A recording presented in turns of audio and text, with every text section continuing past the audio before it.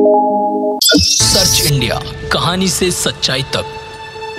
नमस्कार, मैं अर्पित आपका स्वागत करता हूं सर्च इंडिया न्यूज पर। इस समय सारा देश अंकिता भंडारी जो हत्याकांड है उस विषय पे बात कर रहा है और पूरा जो उत्तराखंड है शोक की छांव में। एक लड़की आंखों में सपने लिए उत्तराखंड नौकरी करने आती है, लेकिन उसका जो रिजॉर्ट मालिक है उसको एक अलग ही दुनिया में ले जाना चाहता है और जब वो लड़की उस बात का विरोध करती है तो उसकी हत्या कर दी जाती। अब क्या है इस मामले में प्रमुख बिंदु, वो हम इसकी जो कहानी है वो 10 बिंदुओं में आपको आगे दिखाने जा रहे हैं। लेकिन जो ये घटना है ये एक मानवीयता को शर्मसार करने वाली घटना है। तो आइए आपको मैं बताता हूं कि इस घटना में हत्या की जो प्लानिंग की गई, किस तरीके से जो इस घटना ने जो अंजाम लिया है, वो आज हम आपको 10 बिंदुओं में दिखाने वाले हैं। इस मामले से जुड़ी जो अहम जानकारियां हैं वो हम आपके साथ मुख्य बिंदु के तौर पर साझा कर रहे हैं। अब क्या है वो जानकारियां, वो मैं आपको बताने जा रहा हूं। उत्तराखंड के रिजॉर्ट में रिसेप्शन के रूप में काम करने वाली 19 साल की अंकिता की मौत से पूरे देश में आक्रोश फैल गया। इस मामले में आरोपी पुलकित आर्य की गिरफ्तारी के बाद उसके पिता बीजेपी नेता विनोद आर्य के खिलाफ बीजेपी ने भी कार्रवाई की। पहले गुमशुदगी का मामला दर्ज किया गया था, लेकिन जांच के दौरान शुक्रवार को यह मामला हत्या में तब्दील हो गया। इस घटना का पूरे उत्तराखंड में विरोध हो रहा है।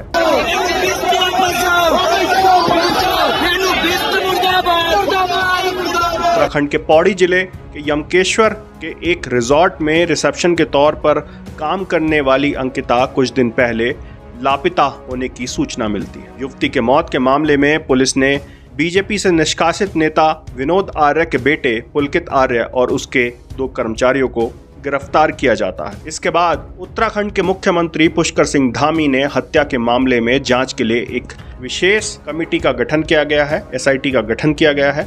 युवती का शव शनिवार को चीला नहर से बरामद किया गया। आरोपी ने उसे कथित तौर पर वहां फेंक दिया था। मामले में गिरफ्तार आरोपी पुलकित आर्य, रिजॉर्ट के मैनेजर सौरभ भास्कर और असिस्टेंट मैनेजर अंकित गुप्ता ने लड़की की हत्या करने और उसका शव नहर में फेंकने की बात कबूली थी। हत्या के 3 आरोपी शुक्रवार को अदालत ने 14 दिन की न्यायिक हिरासत में भेज दिए। उत्तराखंड के DGP अशोक कुमार ने कहा कि पुलकित अपने साथियों के साथ युवती को ले गया और उसे धक्का देकर नहर में फेंक दिया। CCTV फुटेज में आरोपी दिख रहे हैं। आरोपियों ने जुर्म कबूल लिया है। जांच पूछताछ चैट में ये बात साफ हो गई है कि युवती पर गलत काम के लिए दबाव बनाया जा रहा था, जिसके लिए वह मना कर रही थी और उत्तराखंड पुलिस ने सभी तीनों आरोपियों को गिरफ्तार कर लिया है। DGP अशोक कुमार ने कहा कि पुलिस पर लापरवाही का आरोप गलत है। पहले शिकायत पटवारी के पास की गई, जैसे ही हमारे पास ये मामला आया हमने तुरंत कार्रवाई की। उन्होंने कहा कि वनंतरा रिजॉर्ट में जो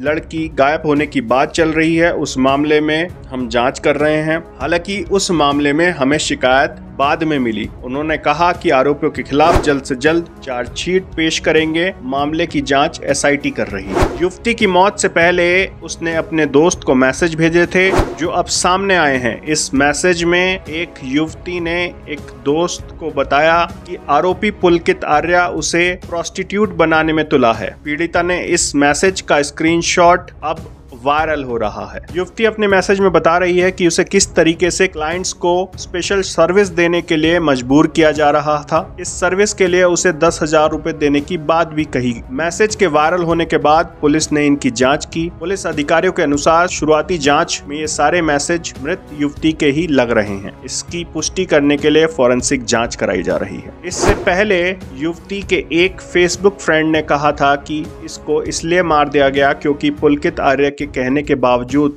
रिजॉर्ट में आने वाले मेहमानों से शारीरिक संबंध बनाने से इनकार कर दिया था। जिस रात उसने इस बात की जानकारी अपने दोस्त को फोन करके दी थी, उसके बाद ही युवती का फोन अनरीचेबल हो गया था। हेलो मैम करण बोल रहा हूँ, क्या हो गया? प्लीज मेरे बैग ऊपर ले जा दो दुकान तक। चलो गाड़ी घुमा, चल नीचे चल। अरे चलना, आ रहे हैं मैम, आ रहे हैं 2 मिनट।